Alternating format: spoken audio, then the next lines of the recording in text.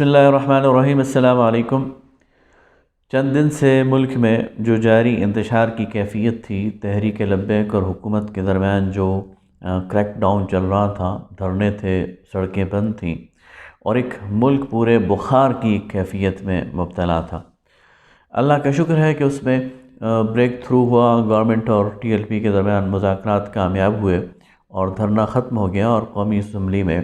ایک قرارداد پیش ہونے جا رہی ہے یا پیش ہو گئی ہے۔ اس سارے معاملے میں چار پہلو ایسے ہیں کہ جس پر ہمیں غور کرنا چاہیے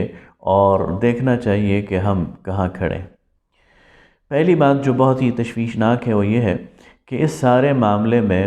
جو ہماری دشمن قوتیں ہیں اور جو ہمارے دشمن ممالک ہیں، ان کا کردار انتہائی گھناؤنا اور بھیانک رہا ہے۔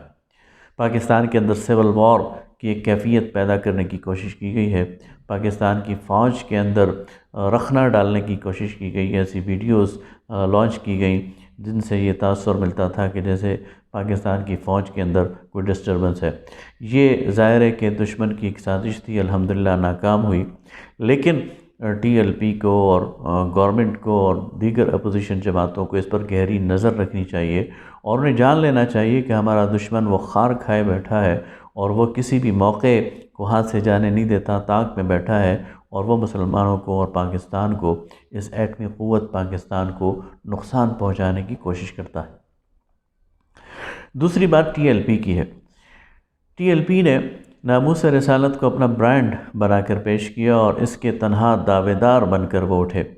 جیسا کہ یہ صرف ان کا مسئلہ ہے، جیسا کہ ناموس رسالت پر صرف ان کا دل دھکتا ہے اور وہی اس کے تنہا محافظ ہیں، اور اس کے لیے انہیں یہ اختیار حاصل ہے کہ وہ سڑک بند کرنا چاہیں تو سڑک بند کر سکتے ہیں، وہ دھرنا دینا چاہیں تو دھرنا دے سکتے ہیں، وہ عام لوگوں کی زندگی کو اگر اجیرن کرنا چاہیں تو اس کا انہیں اختیار ہے اور لائسنس ہے۔ بدقسمتی سے یہ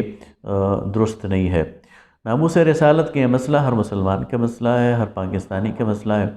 اور اس میں ہر پاکستانی، اس میں کمی یا زیادتی تو ہو سکتی ہے، لیکن جذباتی طور پر وہ اللہ کے رسول صلی اللہ علیہ وسلم کے لیے، آپ کی ناموس کے لیے، آپ کی ذات کے لیے ہر قسم کی قربانی دینے پر تیار ہے،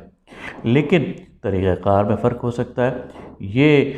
سوچ میں فرق ہو سکتا ہے کہ کیا پاکستان کے اندر روڈ بلاک کر کے ہم اس میں کوئی فائدہ اٹھا سکتے ہیں یا اس مقصد کو اور اس کاز کو آگے بڑھا سکتے ہیں یا نہیں بڑھا سکتے۔ تو ٹی ایل پی کو وسعت نظر پیدا کرنی ہوگی اور اسے برانڈ بنانے کے بجائے اور اس پر مکمل ایک قبضہ کرنے کے بجائے کہ صرف وہی اس کے دعوے دار ہیں اور وہی محافظ ہیں اور باقی کوئی بھی اس کا محافظ نہیں ہے، یہ غلط سوچ ہے اور یہ خود اس ناموس رسالت کے کاز کو نقصان پہنچانے والی ایک سوچ ہے۔ تیسری طرف حکومت، اس نے اس دوران حماقت اور بے وقوفی کے تمام ریکارڈ توڑ دیے اور وہ ہتھ کنڈے اختیار کیے یا وہ اسٹیپس لیے جو خود اسے پھر بعد میں اس کے گلے میں پڑ گئے، اس کے گلے کی ہڈی بن گئے اور اس کو وہ پھر نہ نگل سکتے تھے اور نہ اگل سکتے تھے۔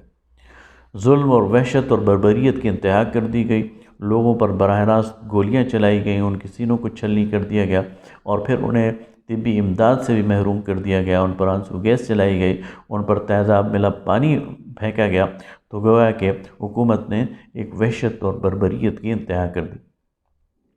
اور دلچسپ بات یہ ہے کہ اس حکومت کے لینے اور دینے کے پیمانے بالکل مختلف ہیں۔ جب یہی لوگ پی ٹی آئی والے اپوزیشن میں تھے تو یہ بڑھاوا دیتے تھے، اکساوا دیتے تھے، شہ دیتے تھے انہی ٹی ایل پی کے لوگوں کو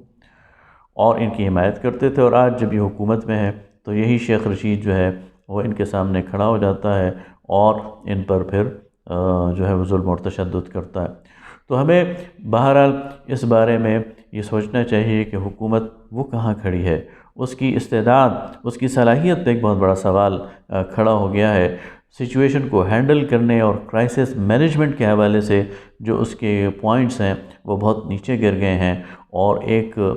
المیہ اور ایک سوالیہ نشان ہمارے سامنے آ گیا ہے کہ کیا یہ حکومت اس ملک کے بحرانوں کو کا مقابلہ کرنے کے لیے کی استعداد رکھتی ہے اور کیا اس کے اعصاب اور نروس اتنے مضبوط ہیں کہ یہ کسی کرائسس کو مینیج کر سکیں۔ چوتھی طرف اپوزیشن جماعتوں کا جو کردار ہے وہ بھی کھل کر سامنے آ گیا۔ اس گرم تندور میں پھر ہر ایک نے اپنی روٹیاں لگانی شروع کر دیں اور اپنے اپنے مقاصد حاصل کرنے شروع کر دیے اور اپنے سکورز کو سیٹل کرنا شروع کر دیا، تو یقیناً یہ بھی اس ناموس رسالت کہ اس ایک عظیم تر مقصد کے ساتھ زیادتی ہے، وفا نہیں ہے۔ کیا کیا جائے؟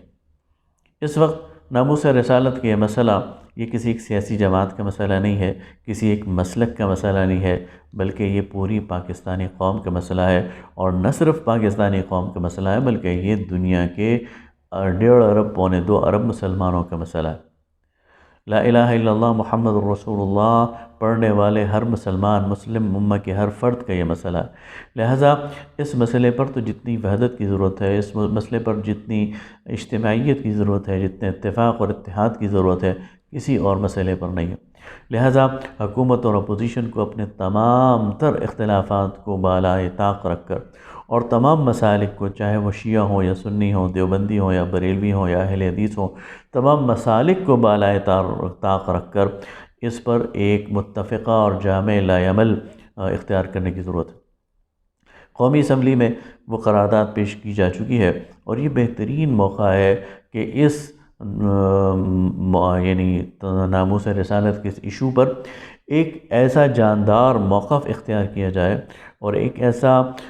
واضح اور دو ٹوک موقف اختیار کیا جائے جو ایک ایٹمی پاکستان، اسلامی جمہوری پاکستان کا موقف کہلائے، اور پھر اس موقف پر پوری دنیا کے مسلمانوں کو اکٹھا کیا جائے۔ فرانس کا سفیر اگر نکلنا ہے تو پھر صرف پاکستان سے نہ نکلے بلکہ 56 اسلامی ممالک سے نکلے۔